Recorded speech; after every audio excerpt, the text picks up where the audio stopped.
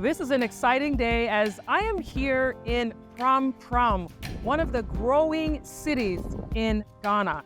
And this is still in the greater Accra region. It is just about an hour outside of Accra, and this is a place that you can come and invest in properties. There is something coming your way very soon. Behind me is the site of the future Betti Oduro Villas. This is going to be a beautiful place that you can buy.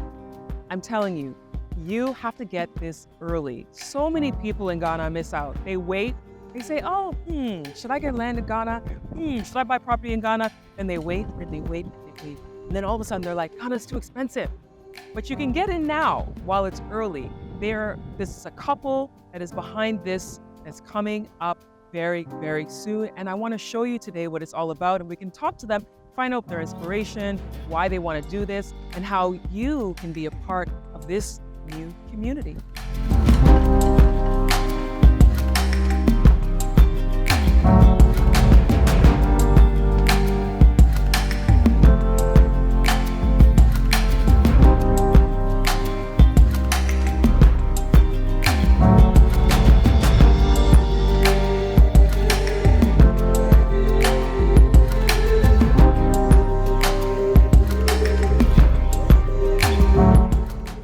So I'm here today with Nana and Abigail, husband and wife, who are working on the Betti Oduro Villas right here in Prampram.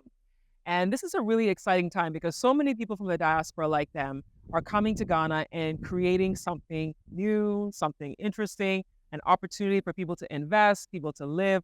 All kinds of different things are happening with the diaspora in Ghana. Now, Nana is Ghanaian, lived in Italy for the majority of his life, but now in the UK. And Abigail is Jamaican and in the UK. So the two of them came together. And they're here in Ghana. I want to know, how did the two of you come together? We actually met on Tinder. Tinder. Yeah. Tinder. Oh my God. You know, I was on Tinder. I went on it during the pandemic and I was like, there was just so much riffraff on there. Just like people who are not serious. But you guys found each other. I think it's because we got on there early, like kind of before the riffraff got on there. So yeah, that's what kind of got in, got out. Right. Yeah, in 2015, it was still a healthy Tinder. You could get a bit of both, but yeah, it was. We went on the serious commitment side. So our relationship was on and off. So we met in 2015.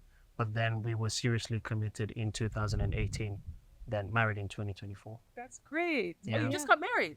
May. 2024. So you're newlyweds. Yeah. We are, yeah. Oh my goodness. Well, congratulations. Thank you. Thank you. Thank you Because very it's just much. July. That means just 2 months ago. Yeah. Well, that's amazing. This is exciting. Yeah. Thanks. Oh. And then you're jumping and taking the leap to come and invest in Ghana. This is so awesome. Yeah. I know we have a lot of people who have Jamaican heritage that, you know, make the transition to come to Ghana because there's a lot of connectivity between Ghana and Jamaica when we think about the Caribbean. So it's kind of cool to see the two of you coming together. I want to know another thing. You grew up in Italy. You were born and raised in Italy. What was that experience like? So growing up in the northeastern part of Italy, I'd say I had a few racist encounters, but I grew up in a foster care home. Oh, you did? Yes. So contrary to what a lot of people believe about foster care, I was the only child, and I was loved pretty much okay. So I grew up with native Italians. I had all the Italian mannerisms growing up, so I was pretty much thought of myself as Italian. Yeah, right. Yeah. And it wasn't too bad until went back to live with parents. And then I had a bit of both worlds. So grew up in an Italian household, but then I would still have my Ghanaian, left, right hand. You eat with this, you eat soup, you eat fufu, and all of that stuff. So I grew up with a good blend of both. Yeah. Okay. So how did your parents end up in Italy? You were born in Italy, but then you ended up in foster care. How did that happen? If you don't mind sharing. Oh, I don't mind sharing. So Mom moved to Italy in the 80s. I really can't remember when. I wasn't born. My dad moved around 82 and they met because I was born in 1989. So Right. They had their issues as adults. They couldn't live together anymore. So they thought of sending me back to Ghana to live with my paternal grandparents. They went through court cases in Ghana. It didn't go exactly the way my mom wanted. So my dad repatriated me and himself, evading a court order because it's Ghana, you know, you can pay someone to do what you want. Went back to Italy, but then the pressures of life hit. He had to work, pay rent, pay this and that. So I had to go in foster care because he couldn't really, manage the two things. Yeah. Okay. So that was it. And so, being in foster care with an Italian family, what was that like as a young Black boy living with an Italian family? I was extremely spoiled. Were you? Yeah, I had everything I could ever ask for. So the thing is, Italians kind of love the little black, baby. So I was given everything I wanted. I remember I had Sega Mega Drives. I could wear any type of Nike I wanted. And I was pretty much spoiled. We're going on 2 holidays a year, so skiing and seaside. Wow. That was me growing up, as a baby. So a lot of that mannerism has, stuck with you. translated into who I am today as an adult, but I'm a bit more grounded now. Yeah, Okay. now that I'm in Ghana. I hear a lot of stories, people saying that it's a racist country. A lot of I know of people who lived there and they've talked about having racist experiences in Italy as a Black person. Did you ever experience that? I have, yeah. So one thing I like to remind everyone is Italy hasn't had a colonial past, or at least a successful colonial past. So they haven't had that experience of integrating foreigners into their system. Their system is mainly catered for white Italians. So Black people coming into the country are seen as outsiders, not members of a wider Italian community. So it's a bit rough, but I would say it's not institutionalized like in the Anglophone countries, UK, USA, and maybe Canada. In Italy, it's more like, I really like you, so I'll just treat you like my brother, or I just don't. Yeah, Okay. And did that have any effect on you deciding to leave Italy? it did. After foster care at 18 years of age, I wanted to do something for myself. I'm extremely ambitious. I'm an Akan Ashanti from Ejusu. So, Sika Koko. So I like gold, I like money, I like to spoil myself and my family. And I wanted an environment where this would also reflect my personality. The UK has a little more respect for my kind than Europe does. So I just thought of moving over there and doing something for myself. So when you moved there, did you find it to be different? It was extremely different to Italy. I started my own business in 2016, Organized Logistics Operations Ltd. And I would say the doors were open for me. The process of starting a company were way easier than in Italy. I could start work straight away as a subcontractor. So I would say up until the pandemic where everything was leveled to the ground, I was pretty much caking. Yeah. Okay. And what does your business do? So I started as a courier driver, so in the transport sector. And then I added another service, which was property maintenance. So that business is still operating right now? It's still operating right now. Okay. Yeah. Doing property maintenance.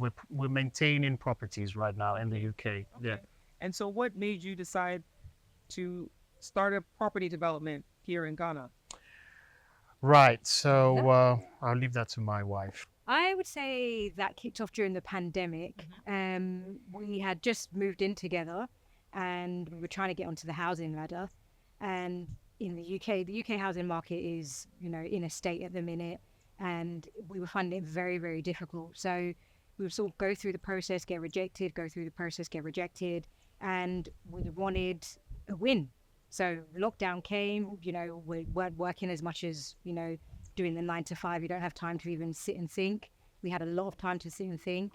And videos about Ghana, about the Caribbean, We were watching a lot of those videos. Viral. Yeah, and we thought, look, we really need a win, and people seem to be winning in Ghana.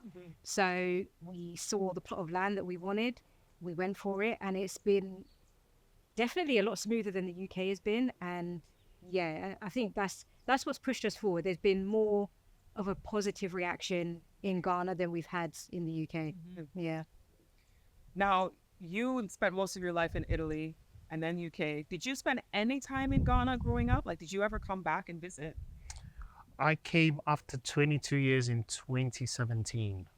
And Yes. when you came, at that moment, did you feel like one day you want to come back and do some business here? Like, what prompted you, besides seeing videos? Because sometimes you see videos and it's like everything looks great. And it's like, well, you know, it's a land you don't really know. Yeah.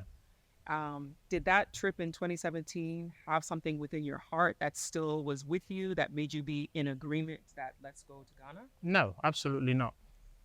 Not in Yeah. 2017. No. Wow. No. So how was that experience? So 2017 was coming back to a country I'd not been in 22 years.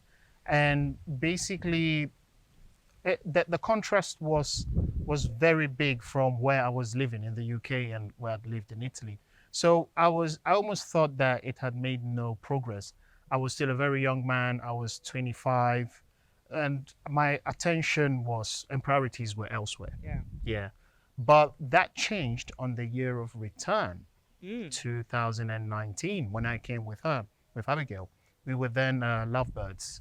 So yeah, we came in 2019, and I guess seeing all these foreign interest in Ghana, seeing the African American, the Caribbean, and their love for Ghana automatically prompted me to say, no, there must be something special about where I come from, my fatherland and motherland, and what am I not seeing? And I started paying attention, and I saw that, look, this is where it's at. Yeah. And so you took the leap. Yeah. From 2019, we kind of put it on the back burner, and then, like I said, pandemic hit 2020, and the ball just kept rolling from there. Yeah. So where did this idea come from? So you have your drawings here for the Betti Oduro Villas. Yeah. So this is going to be 5 units, 6 units? Yes, so it'll be 5 units or 6 units, across 2 sites. So you've got 5 units as one block, and then on the second site, which is obviously next door, you've got 1 unit and a pool house. So it'll be 6 units altogether. Yeah.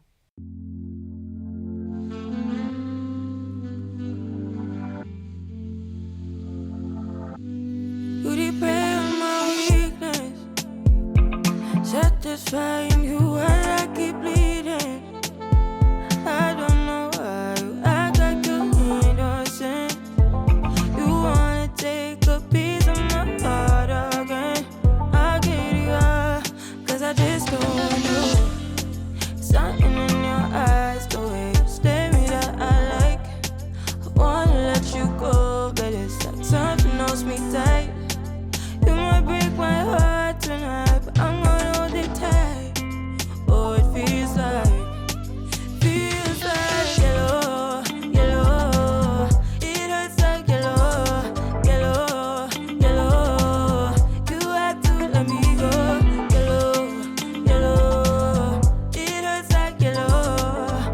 We tried too many times. Don't misbehave. You must not know me. You make me crazy, kinda like Johnny. Don't sit down, better, making me lose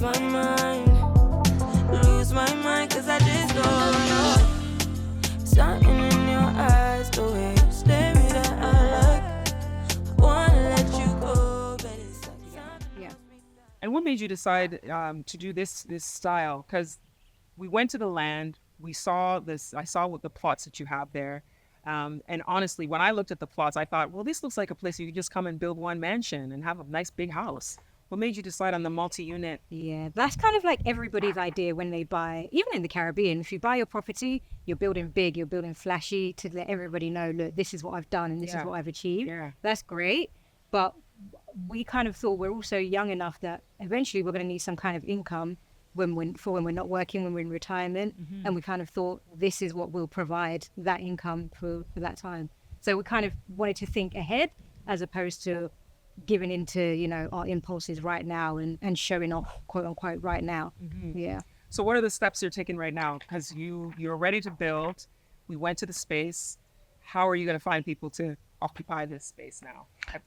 Yeah, so we're working on our building permits and we're selling them off plan. You're selling off plan. Right, Okay. yeah. So the strengths of selling off plan is that there is still room for customization by the potential buyers. And like everyone watching your channel knows that you need to love Ghana. Ghana is not for everybody. So if you want a piece of the pie of Ghana, this is what we are offering. And you can use this for Airbnb, for investment, for your retirement, or just for your personal residence. 6 units, 6 apartments, not too far from the beach, as we've shown. So it's a great opportunity for anyone outside or even within the country that wants to have a slice of the Prampram pie in property. Yeah. What are the sizes of each of the units? So they're about 84 meters squared, each unit. And the 6th unit, it's across 72 to 84 meters squared. So that comes with 2 toilets, 1 en suite, and 1 public, as in for guests. 2 bedrooms, an open plan kitchen, and a living room, plus a balcony, obviously. Nice. Yeah. And you've rendered what it's going to look like, Yes. so people can see how it feels to really be in the space. Do you plan on taking one of the units for yourselves, or all of the units you're selling? I mean, we haven't decided for sure if we're taking all of it for ourselves, because if the right buyer does come along and they say, look, that's what the advantage of buying off plan. We are still open to that communication, to tweaking it to the way the buyer wants. So we haven't decided for sure, because we didn't want to fence ourselves in by keeping one of the flats if, you know, the right buyer wants the flat that we're keeping, you know. So 2 bed, 2 bath. We wanted to have it sort of like a Miami feel. Hence, you know, you've got the awnings there, the blue awnings, and we're right by the seaside. So we wanted to bring sort of that kind of vibe to it. So it just depends on the buyer. If you're the right buyer, we're you know, the right people to buy from, we can marry up that way. Have you priced it out yet? We have. And it's a mixed of prices. Okay, depending So on the exactly, unit. yeah. So you've got the ground floor, you've got a bigger unit that has a bigger balcony, and then you've got the top floors. So the ground floor, which would be the cheapest, is starting at $90,000. The VIP suite, let's say the one that has the bigger balcony, is the most expensive. That's starting at $97,000, and then the top flats are going for $93,000. Yeah. Now, when people make a purchase from you, is it on a payment plan? Are they paying all cash up front? How are you doing it? Yes, so it would be 10% deposit up front, non-refundable. And at that stage, that's when we'd then get the lawyers involved. Obviously, they would have their lawyers, we have ours. And then we'd go into contract of sale. At that point, you would pay, I think it's 50%. Yeah. Contracts are sort of finalized, agreed on, and then you'd go up to keys and you'd pay 100%. The remaining 40%. Or the remaining, yeah. Right. Yeah. So if the two of you don't take one, are you planning to move to Ghana? Are you planning to come here and relocate? Or are you going to do the bridging, like 1 foot here, 1 foot there? I don't know. What do you think, baby? So for me, it's all about living seasonally. I don't think even staying in one place all your life is beneficial. And we plan on living seasonally. Ghana for us has been a place of healing, a place of reckoning, a place of rest. It should stay that way, but as humans, we can't always rest. There's a time for action. Maybe that action can take place elsewhere. So we still want to keep that door open elsewhere. And it might not even be the UK, it might be somewhere else. We don't know that. So let's keep Ghana for the resting. When we're ready to do some action, we do it elsewhere. Yeah. So what makes Ghana a place for healing for you? For me, it's the pace of the people. It's the patience, the cordiality, the love.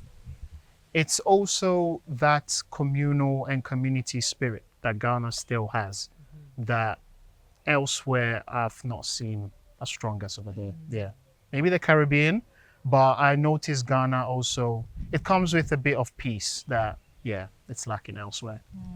How do you feel? I also feel like because I've been in sort of like the 9 to 5 my whole life, just sort of like in the 9 to 5 is very rigid, very constructed.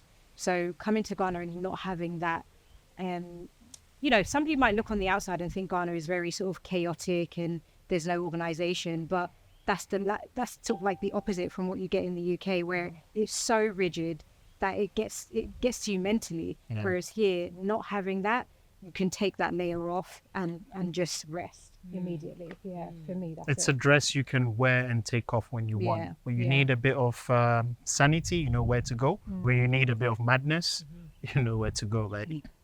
Yeah, Ghana is a place that a lot of people have talked about being peaceful. And some people have said, even with some of the challenges, because Ghana is not perfect. I tell people it is not for everyone, like you had said earlier, but it comes with this sense of calmness that some people feel, especially people from the Black community. Yeah. They feel like when they come here, they have this feeling of, oh, I can be free, I can be myself, I don't have to worry, I don't have to think, I don't have to make sure I don't say the wrong thing, especially people who come from places where they may be violent situations. As Black people feel that Ghana provides a sense of calm for them. And it can be an opportunity to just feel that healing, especially near the ocean. The ocean's not far away from here. It's about, you said it's about a 20-minute walk from the property, or if you drive it could be like 5-10 minutes. Yes. So the roads are still under construction. When they are done UK standard, Western standard, it's 7 minutes from Betti Oduro Villas. When you're walking it, it's going to be 15 minutes. But as they are right now, I did that literally on the 23rd, yesterday, if I'm not mistaken. And it was about 20 to 25 minutes walk. Okay. Yeah. Okay.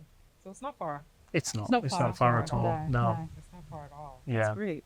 So once people buy from you, are there any other fees that they need to know about when they purchase the property? No other fees. We're not really into any hidden fees, any sort of like trickery. You just want to know everything up front. That's where that's where sort of like the UK or the Western style comes in, because you do want to see all your paperwork up front. You want to be able to speak to a lawyer when you want to speak to a lawyer. So we're very, very sort of adamant about that side of it, that we're very everything is transparent. So there's no hidden fees. No. So because it's a multi-unit property, it sort of operates like an condominium. So are there condos like apartment fees? So yeah, associated with so it? these are things that are going to be hashed out during the contract of sale. But yes, ultimately, in order to maintain and look after the building, the communal areas at least, there will be those kind of fees. But again, these are things that we've ourselves have heard Ghanaians complain about. A lot of things aren't maintained, and they fall into disrepair. So in the UK or in the West, we're used to a system of we pay into a small pot, and in that pot, the walls get painted over X amount of years. The pool is serviced, so those kind of fees will be included. Yeah. Okay. Yeah. Is there anything on the property that is a bonus? Like, are there extra parking spaces? Like, does each unit have a place that can park their car? Is there a pool? Like, what other things are there? Yeah, so there are 7 parking spaces. You'd have 1 allocated for every apartment. Then you have extra 1 or 2 for visitors. There's a swimming pool. That swimming pool comes with a pool house. The pool house has a recreational area and a gym. These are the main features. In the future, we are also thinking to make it Soho House style. So maybe have Pan-African speakers come over, have musicians come and do jet sets and do that kind of stuff for us and for the tenants. So we're looking long term, and we're looking also to complement what our personalities already are. Yeah. We're bubbly, we're outgoing, we're cool, we're Ghanaian, We're cool. I think we're cool. yeah, Caribbean. Yeah, I think this is an extension of who we are and our creativity. Yeah. So we want to bring that also for those who invest in us and invest in Ghana. Yeah. So what would you say to someone who is thinking about coming to Ghana, thinking about investing? What are some of the things they should know before they come? Right. I would say the first thing you need to know is you need a visa. The visa process could be smoother, but it is what it is. Once you're done with that, try to get off the beaten track of tourism. So get out of Accra, because there is more to Ghana than just Accra. I am one of your followers on social media, and you've done a great job in exposing a great gem that is the Volta region. So get out of just Accra, because that might be the golden nugget you were looking for. If you're not, here to invest or anything, that might be the piece that's just for you. If you're looking to invest, I would say get to know the locals, get to know the culture, get to understand the nuances, because it is true that everyone should speak English, but English is not, the most spoken language. Is Chinese. So be open-minded when Chinese? it is. Are you talking about the world? I'm talking about the Okay, planet I Earth. was going to say, no, not Ghana. Ghana's No. not mostly Chinese. I was like, what are you talking about? I guess I You're just talking about digress globally. Yeah. So be 'Cause they have more open-minded. people. Of Yeah. course, yeah. Yeah. Population-wise. So be very open-minded when you come to Ghana. Understand the people, understand their habits, understand what is important to them, their priorities, and then see where you can meet them in the middle. Yeah. That makes sense. Because a lot of people don't take the time to really get to know the Yeah. local community and understand Yeah. where they're coming from. So that's very, very good point. Networking. Yeah, Yeah. very, very good point. What's your favorite thing about Ghana? Music, people, food. I'm a massive foodie. What's your favorite food? Omotuo, Omotuo. maisu, halava sauce. Yes. Do we have all day? Because I Yes. could just go through the list. Yeah, food. Mwah, 10 out of 10. Very good. Yeah. Very good. Yeah. And you? I mean, you came from a place that's all about culinary and Yeah. cuisine in Italy. Is there anything about Ghanaian food that you like or that you would recommend people try when they come to Ghana? So one thing is I can't say it. It's not a dish, so I can't say it. But it starts with an S, and it ends with an R. But that is top three. What's that? That's an R. What food is that? It's called shoka. Oh, It's not a dish. It's a drink. But that's just me. That's who I am, right? I was like, huh? Yeah. I'm so sorry. That's for my ADHD. Sorry. That's okay. Right. So that is number one, top of the list. Number two, you need to try okra. So oilless okra. I always want to say it in Ewe, but I don't know the pronunciation. I think it's it starts with an F. Fetriti. It's not the right pronunciation, but that's oilless okra with ablo. That's what everybody should have. Okay. And then third, last but not least, I'll say just good fufu, man, with light soup and akosombo fish. And a kosombo fish. Yeah. Ah, Yeah. very good. Your dry fish. That's it. Yes. Very, very good. Very, very good. So, this is really great. I'm glad we got to go to the land and see exactly what you're doing. We walked around and saw the space, and now people kind of have a perspective. We're showing the video on the renderings that you have so people can see, what it is that they're getting themselves into when they make the leap to come to Ghana and get a place. So the next step, how do they reach you? We'll obviously pass on a link that they can click onto and complete the little form. It's a questionnaire just to get to know them better, to see if we're on the same page, if we can also give them what they're looking for.